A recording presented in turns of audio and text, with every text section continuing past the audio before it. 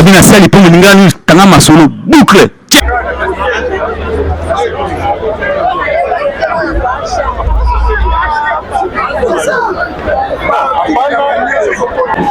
Bon, le fait fêter 50 ans. On a pas jamais au bord de Sima. C'est que dans le groupe, même si on est même le groupe, et ça lui dit peut-être comme un bac. Dans la société, dans le milieu.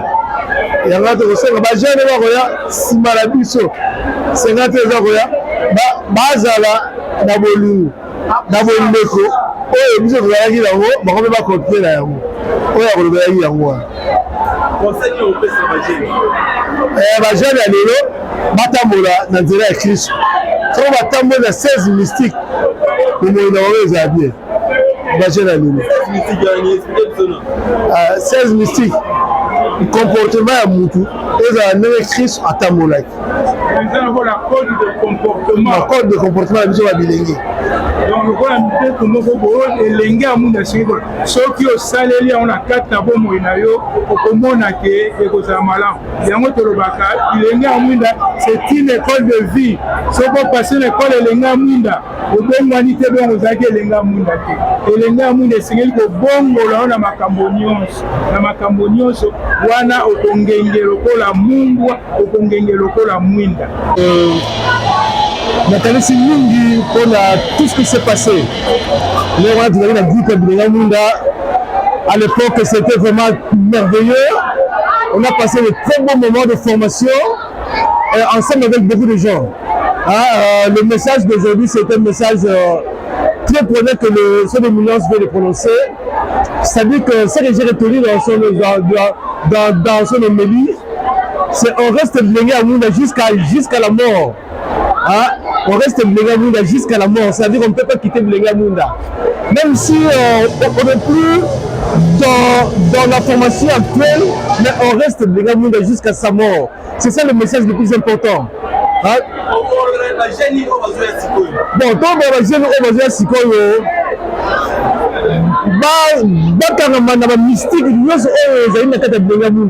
C'est ça le pilier, c'est ça le fondamental de Blenga Munda. Il n'y a pas d'autre miracle à faire. Mystique, il ferait des merveilles dans la vie. C'est ça que je peux dire. C'est le milieu. On m'appelle le depuis 1974, le 50e anniversaire. Bon, c'est le milieu. Comme ça, moi, à 50 ans, donc celui papa a retaré à Dranesengo. Mais on appelle le monsieur devant papa cardinal à ce pays de 50e anniversaire. À moins de blaguer dans la colis. Et puis après, je dis les Katabi que ah, tu combien 50 ans. Je suis sûr que c'est bandi toujours 50 ans toujours, on te comme à 100 ans. Bah on te va passer à uma classe, bah on centenaire, bah on te va benga, bah on te va se mettre, tu vas essayer ma classe pour mater, tu se perd mingi, ah tu sais mis ça et on a ta cardinal. Vous m'avez essayé ma classe. Merci. Merci beaucoup. Pour 50 ans, dans un premier temps, tu connais Sinzam. Tu connais Sinzam, mais pourtant, il s'en a eu bandaki. Tu n'as pas dit que les autres roses à la bouille. Donc, on est bien monde de sali pour Nabiso. Nous avons toujours remercié Nzambe dans 50 ans. Et surtout, Biso va jeune. Dans la période, il faut suspendre le mouvement, surtout, il y a des jeunes. Mais mon Seigneur Matondo, l'inspiration à Nzambe, il faut valoriser Biso dessus sous l'élo.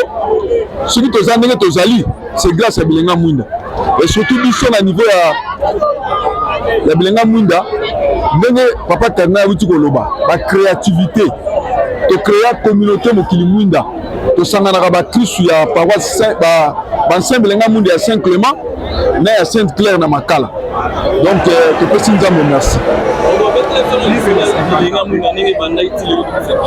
Ah, merci beaucoup.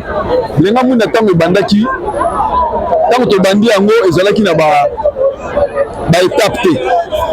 Tous allez en vrai formation et on commence à un moment où on crée une étape lucide fondamentaliste na rayonnant et tout l'année étape on a tiré l'autre comme Bagaza comme papa Bilenga Mwinda toza koévolue ti toza koinitie mpe baleki na biso na bana na biso yango moni lelo esengo toza nango toza koexprime yango toza na esengo. Merci beaucoup. Donc initiative oyo Monseigneur Matondo avec yango na 1974. Donc lelo tokomi na 2024 tokobisi 50 ans. Yango na donc jubilé d'or oyo toza na esengo makasi mingi. Nazo remercier ba initiateur na biso lokola Dialundama Emmanuel, Edgar Vayemba. Donc bazalaki ebele bango nde basali te lelo biso tozala bato. Merci beaucoup.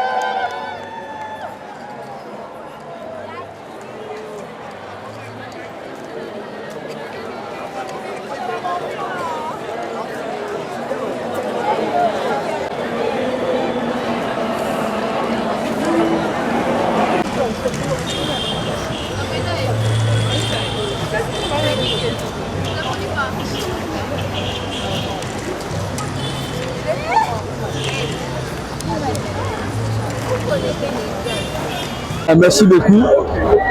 Pour 50 ans, dans un premier temps, Tokumisi Nzambe. Tokumisi Nzambe, pourtant, il s'en a eu bandaki. Tondimaki teke lelo toko zala boy. Donc, oyo bilenga monde sali pour na biso. Yango toko remercier Nzambe na 50 ans oyo. Et surtout, biso ba jeune. Dans la période dango, il faut suspendre le mouvement surtout ya ba jeune. Mais Monseigneur Matondo, l'inspiration à Nzambe. Aiko valoriser biso lisusu lelo soki toza ndenge tozali c'est grâce à Bilenga Mwinda et surtout biso na niveau ya Bilenga Mwinda ndenge papa Kardinal wuti koloba ba créativité to créer communauté mokili Mwinda to sangana ba Kristu ya paroisse ba Saint Bilenga Mwinda ya Saint Clément na ya Sainte Claire na Makala. Donc to pesi Nzambe merci. Ah, merci beaucoup. Bilenga Mwinda tango bandaki tango to bandi yango ezalaki na ba étape te. Tozalaki kaka en vrai formation et okoma na moment moko ko créer ba étape ba lucide ba fondamentaliste na ba rayonnant et to landi ba étape wana ti lelo to komi ba bagaza to komi ba papa ya Bilenga Mwinda toza koévolue ti toza koinitie mpe baleki na biso na bana na biso yango moni lelo esengo toza nango toza koexprime yango toza na esengo. Merci beaucoup.